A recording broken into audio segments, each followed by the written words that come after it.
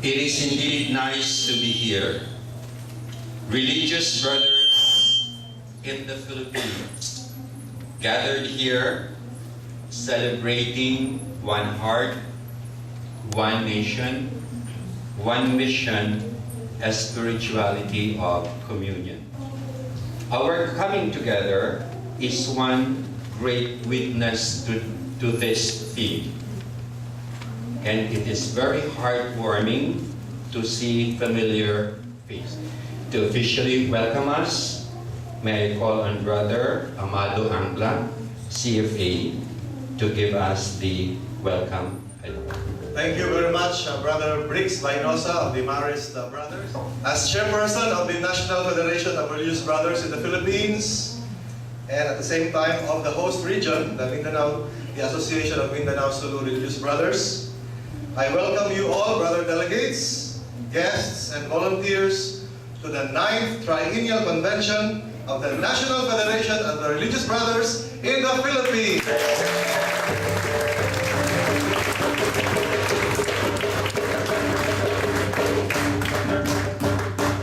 Okay, hindi kami nag-practice yan, ha?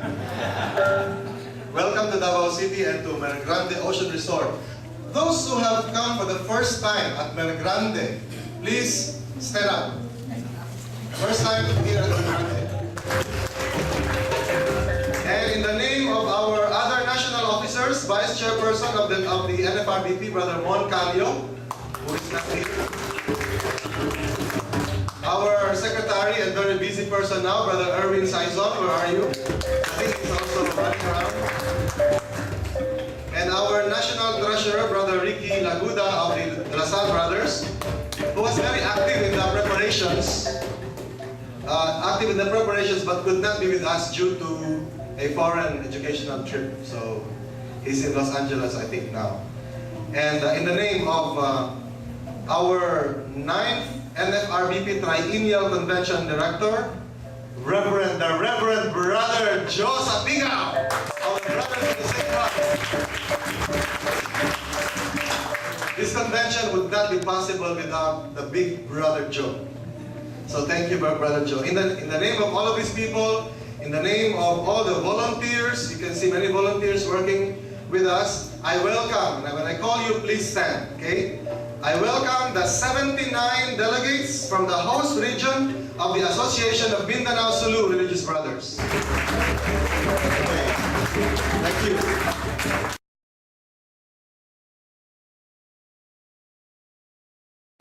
Two realities that are familiar to us.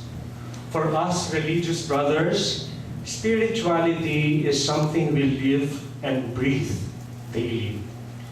Spirituality defines our identity as Christian apostles on mission.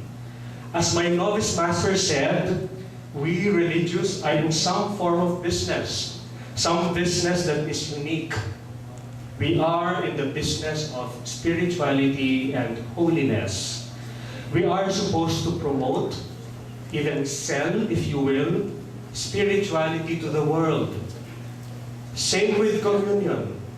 Communion is something we live and breathe daily. It defines our way of life, a life characterized by community, by brotherhood, by fraternity.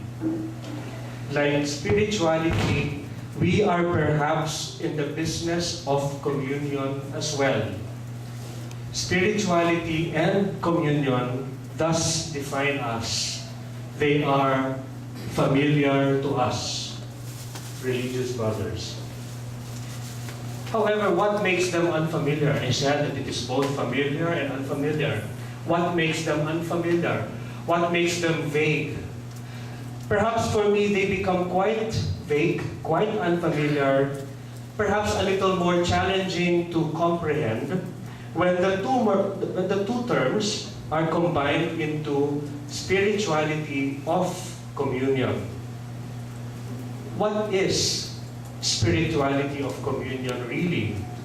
Why is it so important today, such that the late Pope John Paul II calls us to nurture it more vigorously, more sensitively in our communities? Why is it so necessary today as we build our religious communities, as we build communities in our apostolates, in our mission work, among the poor, among the youth, the people we serve and work with? And why is it a special topic such that your federation has chosen it to be your triennial convention? I will focus on your theme. The way I see it is really a vision. It is a dream that all of us, especially religious brothers and sisters of the clergy, would like to happen within our respective communities and of course in the church and in our family. I was looking at the sea before I came. I used to come here almost 3 times a week to go swimming. It's my favorite place. It's here. What heart. You know, you remind me, 4 days ago, I said mass to a group of single, professional, young men and women belonging to the so-called Gibson's Counter. I tell you, maybe you are lucky.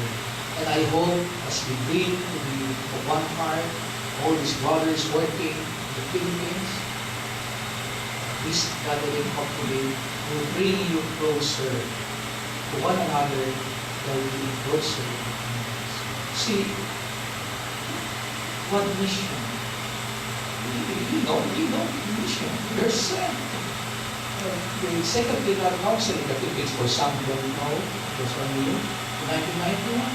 Can you imagine bishops, priests, lay people gathering in Manila for 1 month, and they came up with this integral evangelization. RIP, renewed integral evangelization. As Pope John Paul II said, spirituality of communion is necessary in confronting the challenges of community life today. I will also show that such spirituality of communion is defined and inspired by our way of thinking and reflecting on our God. It is rooted ultimately in who we see God is, our theology of the Trinity. This is not going to be a talk on theology, but I'm going to briefly mention that our conceptions of God, the Trinity, is very much related to our struggles in community life. Such that the more we comprehend the Trinity, the more we pray to it and contemplate it, the more we can develop and live out this spirituality.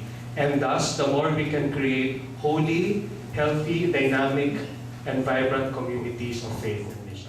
In our work with religious congregations, we at Emmaus Center see more and more that one of the biggest difficulties in religious life today is community life. Do you tend to agree to that statement, brothers? I don't know. I have seen many congregations with problematic community lives, but I've also seen a number of congregations with good, healthy, vibrant, dynamic community lives. Whether the condition is permanent or tentative, it differs also across congregations. In the seminars and workshops that we give in Emmaus, in the counseling sessions, the one-on-one sessions that we do, in the spiritual accompaniment and direction of individuals that we provide, we constantly see this challenge. The challenge of building, nurturing, and sustaining communities of religious men and women which are healthy and holy at the same time. Healthy and holy. Communities which are loving and learning. Almost always, the formation of such communities of spiritual love and friendship is present in the vision mission goals of religious communities. We go through our chapters, isn't it, brothers? We go through our meetings.